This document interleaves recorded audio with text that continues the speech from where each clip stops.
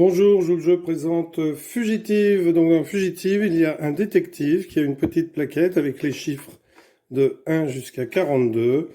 Et puis, il y a une grande plaque avec les chiffres 04 à 14, c'est-à-dire qu'on dispose ici les cartes de 4 à 14, ici les cartes de 15 à 28, et ici les cartes de 29 à 41.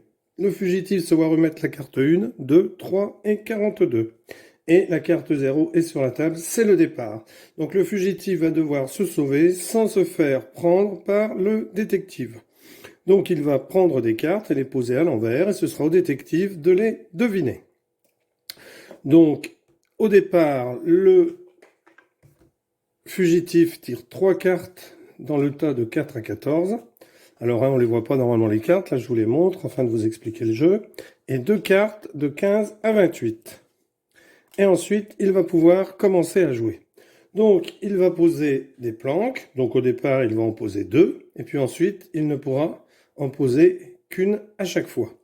Donc, il pourrait très bien, par exemple, ici, poser la 1. Il pourrait poser la 2. Ou alors, poser la 3.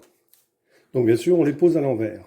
Jusqu'à 3, eh bien, il peut poser une carte. Car une carte permet d'indiquer au détective que le fugitif n'a pu avancer que de 1, de 2 ou de 3 pas, qu'il n'a pas sprinté. Donc, le fugitif ici pourrait très bien décider par exemple de mettre la carte 2 et la carte 3. Donc, ce serait alors au détective de jouer. Donc, le détective, avant de jouer, il va piocher 2 cartes ici, dans le tas de 0,4 à 14, et puis il va les cocher. Alors on met la petite boîte pour ne pas que le fugitif le voie. Donc il cochera ici le 5 et le 14. Et ensuite il a le droit de proposer le numéro des cartes pour essayer de trouver. Donc il pourrait très bien dire, ici c'est le 1. Alors il peut dire aussi les 2, il peut dire 1, 2. Si il a raison lorsqu'il dit les 2, eh bien, on les retourne. Si c'est effectivement le 1 et le 2, eh bien, le fugitif, là, en l'occurrence, aurait perdu. S'il n'y en a qu'une des deux qui est bonne, eh bien, on ne retourne rien. Alors là, le détective dirait, celle-là, c'est la 1. Donc, le fugitif regarde, ce n'est pas la 1, c'est la 2. Donc, il lui dit, non, ce n'est pas bon. À ce moment-là, le fugitif tire une carte et continue. Alors donc ici, il aurait commencé par la 2 et la 3. Alors lui, donc, il bat ici le 1 puisqu'il avait proposé le 1. Alors ici, nous sommes sur la 3. Donc, si on pose une carte, si le fugitif pose une seule carte, ça veut dire qu'il va poser soit la 4, soit la 5, soit la 6. S'il veut poser une carte qui soit plus grande que la 4, que la 5 ou que la 6, il faut qu'il sprinte. Donc imaginons qu'il veuille poser la 9. Ici, il a posé la 3. L'écart entre 3 et 9 est de 6. Donc, pour pouvoir poser la 9, il faut qu'il sprinte. Donc, on va regarder les pas sur les cartes ici. Donc ici, ça fait un pas. Donc, il est à 3. On la pose de travers, ça fait 4. 4, ici, la carte à 2, 4 à 2 pas. Donc, on part de 3. On avance d'un pas, ça fait 4. On avance de 2 pas, ça fait 6. Et entre 6 et 9, il y a 3 pas. Donc, comme il n'y a pas plus de 3 pas entre 6 et 9, il peut très bien poser la carte 9 ici. C'est au détective de jouer, donc il tire une carte. La 11, il la coche ici. Et peut proposer, donc là il pourrait proposer de dire les 3 cartes. S'il se trompe sur au moins une, eh bien on ne les retourne pas. Donc là, il décide de dire, eh bien, c'est la 2 et la 3. Donc le fugitif regarde, c'est bien la 2, c'est bien la 3. C'est au fugitif de jouer, donc le fugitif tire une carte.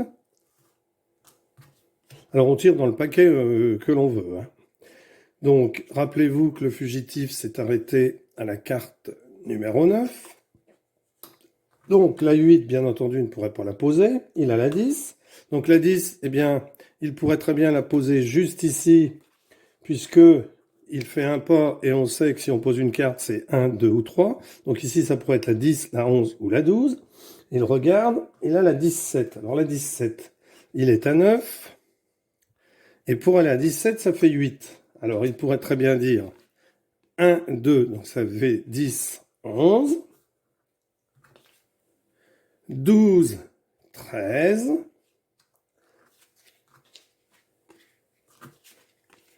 14, 15. Et comme il est à 15, eh bien entre 15 et 17, il y a 2 pas, donc il pourrait très bien poser la 17 comme ceci. Donc c'est au détective de tirer une carte, de la poser dans son jeu, de la cocher et d'essayer de deviner une ou les 2 cartes qui sont ici. Alors ici, il voit qu'il y en a 2, donc il sait qu'il a sprinté. Ça peut pas être un 4, ça peut pas être un 5, ça peut pas être un 6, puisque comme il a sprinté, eh bien l'écart est de plus de 3 entre cette carte et puis la suivante. Donc il regarde un peu, il se dit bon, qu'est-ce que ça pourrait être? Alors il réfléchit, etc. Et puis il en déduit, il se dit tiens, c'est la 9. Il a raison, donc le joueur retourne ici, le fugitif retourne la 9, mais comme il a trouvé la 9, eh bien, le fugitif est obligé de lui montrer les cartes qu'il avait mises pour faire les pas qui lui permettaient d'aller de la 3 jusqu'à la 9.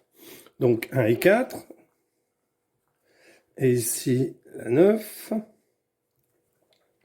et un 6 poursuit le jeu. Alors, petite règle, c'est que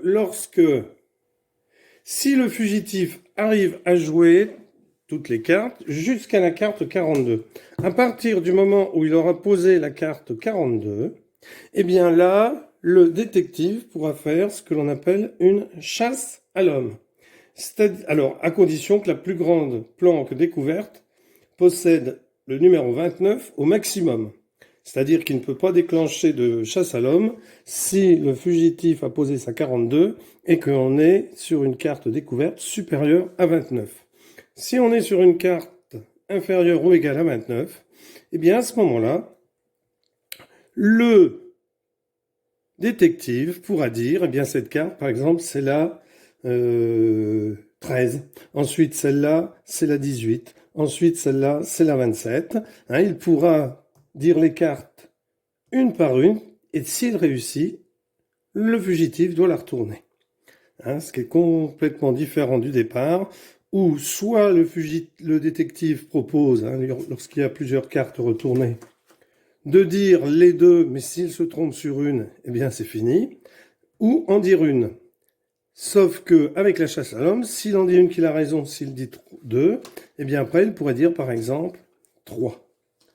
Voilà, alors c'est un excellent jeu que je vous conseille. Merci, au revoir.